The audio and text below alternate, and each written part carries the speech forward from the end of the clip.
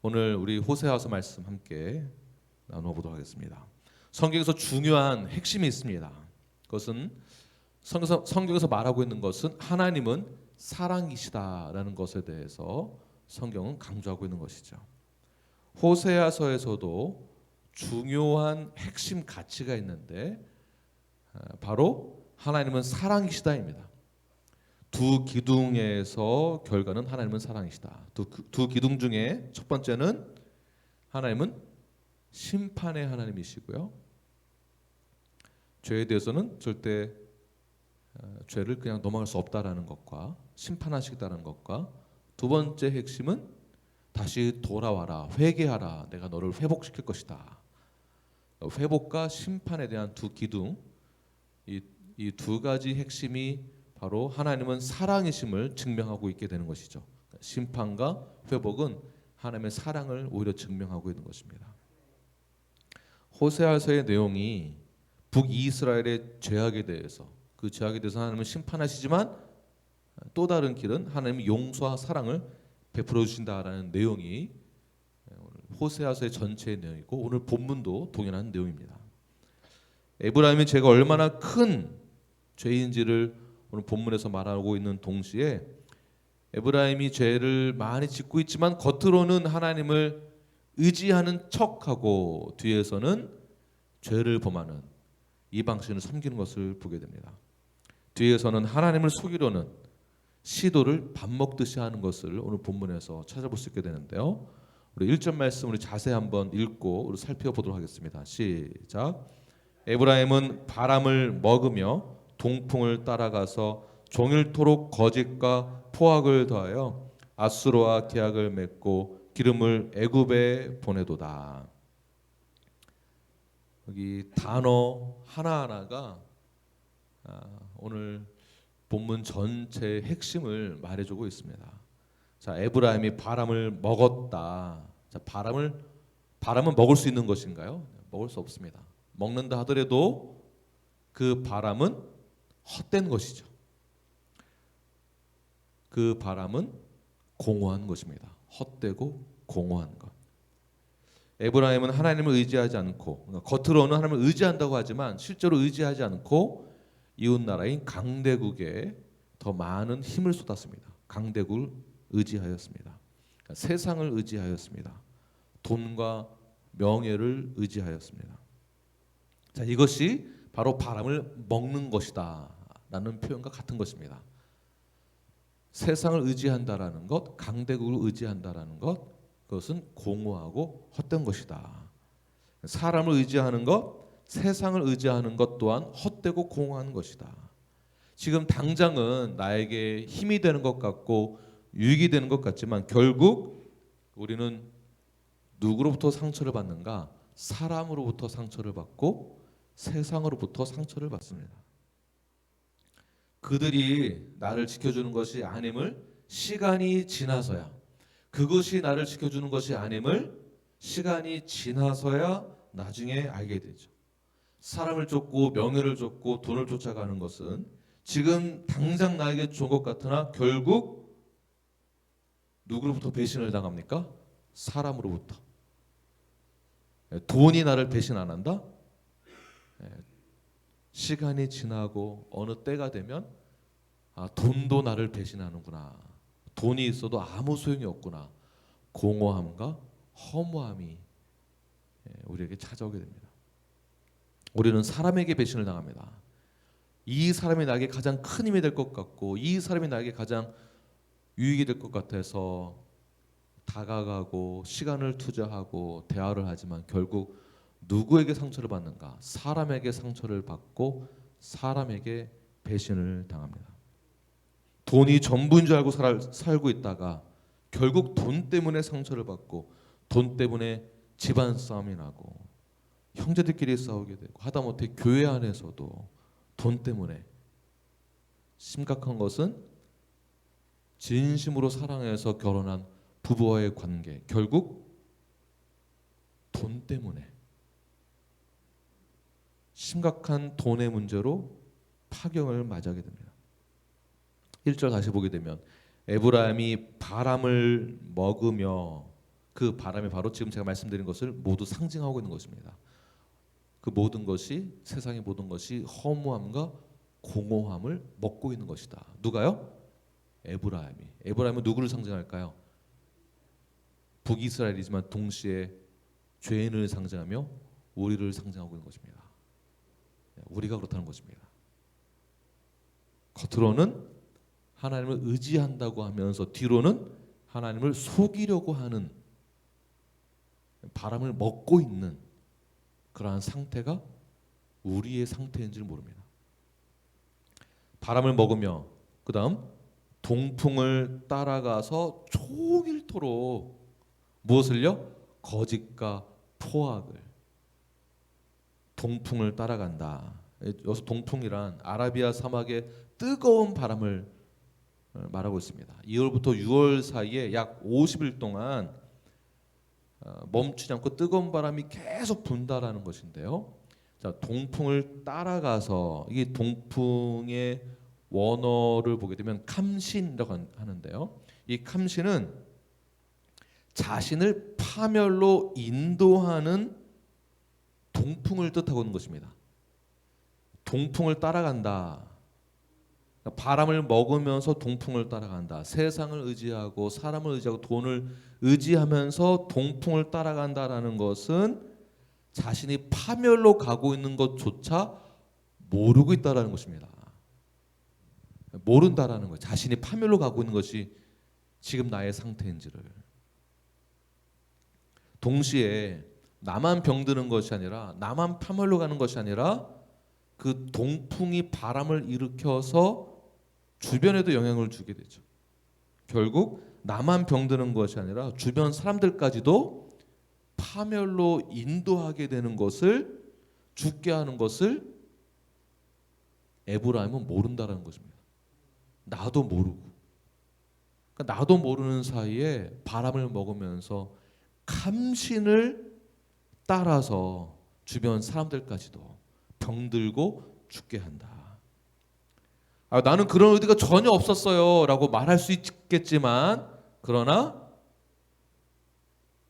나로 인하여서 그 감신으로 주변을 모두 메말라 죽게 하는 것, 그 결과 나뿐만 아니라 모든 사람이 다 파멸로 가게 됩니다. 공동체를 병들게 하는 것. 그 동풍이 나에게 어떤 것이 있을까요? 그 감신이 나에게 있어서 무엇일까요? 수군거림, 시기와 질투, 악한 말, 표정. 수군거림은 사람과 사람을 나누게 하죠. 수군거림은 나 혼자 수군거리는 게 아니잖아요. 누군가에게 하는 것이거든요. 누군가에게 수군거림을 하는 순간 사람을 나누게 하는 것입니다. 나누게 한다는 것은 누가 하는 것이겠습니까? 하나님은 연합하게 하시는 데 의미가 있습니다. 예수 그리스도 보혈의 능력은 사람을 회복시키지만, 공동체, 믿는 자들의 모임인 교회, 공동체를 회복시킨다라는 복수의 의미도 있고, 동시에 예수님과 교회의 연합, 신랑과 신부를 상징하는 연합을 뜻하고 있지만, 나뉘게 하는 것은 누가 하는 것일까요? 사탄이 하는 것입니다. 나에게 감신이 있지는 않은가? 그 감신으로 인하여서 모든 사람을 다 병들게 한다라는 것, 그 주체는 사탄만 핑계될 것이 아니라 그 주체가 내가 하고 있는지는 모릅니다. 나는 그런 의도가 전혀 없었어요 라고 말할 수 있겠지만, 그러나 그건 역시 죄라는 것을 분명히 기억해야 할 것입니다. 그런 것을 에브라임이 있다라는 거지. 에브라임으로 인하여서 북이스라엘 전체가 어떻게 됐을까요? 거짓과, 다시 한번 보시면 1절, 종일토록 거짓과 포악을 더하여 그 다음에요, 아수르와 계약을 맺었다. 이방신을 섬기는 자들과 계약을 맺었다. 실제로 이들은 북이스라엘이 이방신을 섬기고 제사를 지내면서 자신들이 하는 일에 대해서 정당화했습니다. 자신이 죄를 범하는 것에 대해서 계속 합리화시키는 거예요. 왜? 자신의 이익을 위해서.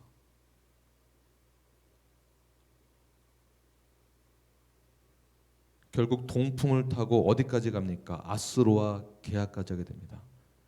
아수르와 계약을 했다는 것은 어떤 뜻이 포함되어 있느냐면, 다 설명하고 본문에서 다 설명하고 있지는 않지만 아수르와 계약 맺은 그 사항들을 보게 되면 조공을 바치면서 북이스라엘은 우리는 아수르와 동맹 조약을 맺었다. 동맹이다. 혼자 착각하는 거죠. 동맹이면 조공을 바쳐야 되겠습니까? 바치지 말아야 되겠습니까? 동맹이면 조공을 바치는 게 아니죠. 조공을 바치는 순간 속국이 되는 것입니다. 동맹은 어떤 뜻이 있습니까? 동맹이란 서로의 이익과 목적을 동일하게 행하기로 맺는 약속이에요. 그런데 북이스라엘은 조공을 바치면서 나에게 유익이 되는 줄 알고, 결국 북이스라엘이 아수르의 조공을 바치면서 그들의 국력이 완전히 소비되어지고, 결국 북이스라엘은 아수르에 의해 최후를 맞이하게 됩니다. 조롱거리가 되고 멸망하게 됩니다. 자, 이 오늘 본문의 말씀이 무엇을 뜻하고 있는가 한번 잘 생각해 보십시오. 인간의 인위적인 노력으로 자신의 이익을 위해서 살아간다라는 것, 그들의 숨겨진 악한 의도는 결국 하나님이 없는 삶, 하나님이 없는 헛된 수고, 하나님이 없는 헛된 노력은 결국 멸망하게 된다. 하나님 없는 삶은 결국 멸망하게 된다라는 것입니다. 결국에는 저는 몰랐어요. 아니, 다 알고 있습니다. 이성적으로 또는 상식적으로 또는 하나님께서 우리에게 양심을 허락해 주셨고요. 그 양심은 우리에게 있어서 도덕이나 윤리로 누가 말해주지 않더라도 우리는 양심적으로도 알고 있습니다.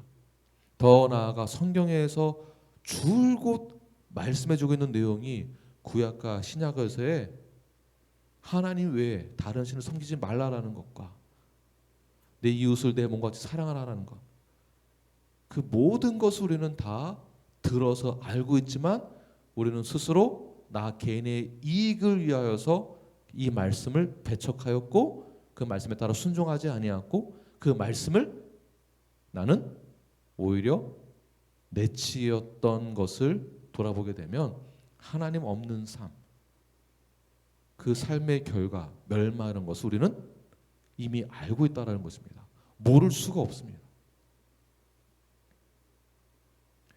사랑하는 뉴라이프 성도 여러분, 우리는 헛되고 공한 것을 쫓는 것이 아니라 건강한 성도로서 하나님 말씀만을 의지하고 나아가시는 저와 여러분이 되길 바랍니다. 하나님이 없는 노력과 수고는 지극히 헛된 것입니다. 내가 잘 살아보겠다라고 노력하는 것이 하나님 없이 될 수 있는 것이 아닙니다. 하나님 없이는 될 수가 없습니다. LA 가서 이런저런 얘기를 들어보니까 물가가 확실히 비싸더라고요. 땅값, 집값 말할 수 없을 정도로 몇십 배 차이가 나는 것 같아요. 세수만교회 한 우리 성도분의 이민 처음 왔을 때부터 이야기를 쭉 들어보니까 이민 오신 지 한 30년 되셨는데 그때 자그마한 집이 한 50만 불 정도 그걸 사는데 지금은 이제 액수는 말할 수가 없습니다. 어마어마하게 그리고 이렇게 언덕 위에 있는 집 바로 앞에 이제 태평양이 보이는 그 언덕 위에 있는 집, 구름과 안개가 그 언덕을 이렇게 지나가는 그런 집이 500만 불, 뭐 800만 불 그렇게 하는데 그 현찰로 다 사신대요. 한국 분들은. 예. 그러니까 그런 거 보면 와 이렇게 되죠. 그러나 그들의 삶 가운데 하나님이 없다고 한다면, 하나님이 없다고 한다면 결국 어떻게 되겠습니까?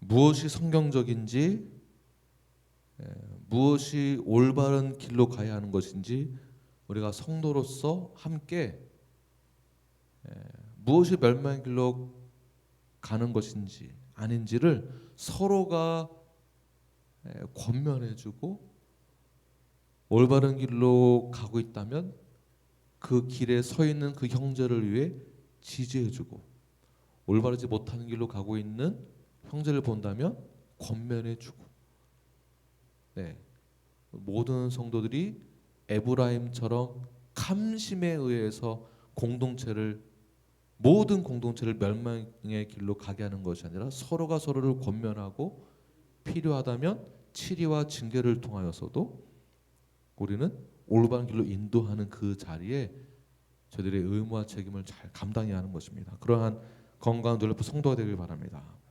자, 하나님은 분명히 죄에 대해서 멸망의 길로 가게 될 것이라고 말씀하고 있는 동시에 하나님은 어떤 분이신가? 5절과 6절 말씀 함께 읽겠습니다. 시작.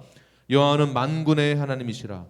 여호와는 그를 기억하게 하는 이름이니라. 그런즉 너희 하나님께로 돌아와서 인애와 정의를 지키며 항상 너희 하나님을 바랄지니라. 아멘. 동일하게 북이스라엘이 회개하고 돌이키면 하나님께서도 복을 주시겠다라고 말씀하고 계십니다. 지금 말하고 있는 그 복이 무엇입니까? 하나님께서 회개하고 돌아오는 모든 자들에게 주시는 구원의 역사, 하나님의 그 은혜를 말씀하고 있는 것이죠. 그 복은 세상의 어려움 가운데서도 결코 좌절하지 않는 복이며, 오직 한 분 하나님만을 의지하면 그 구원을 소망하는 것, 그 구원을 소망하는 것, 그 구원이 나에게 있음을 잊지 않게 하는 것, 이것이 하나님이 우리에게 주시는 복이다라는 것입니다. 그 복을 누리며 나아가시는 저와 여러분이 되길 바랍니다. 그 복을 누가 주십니까? 만군의 하나님, 여호와 하나님, 신실하신 하나님, 그 하나님이 우리를 선택하셨고 우리는 그분의 자녀가 되었습니다.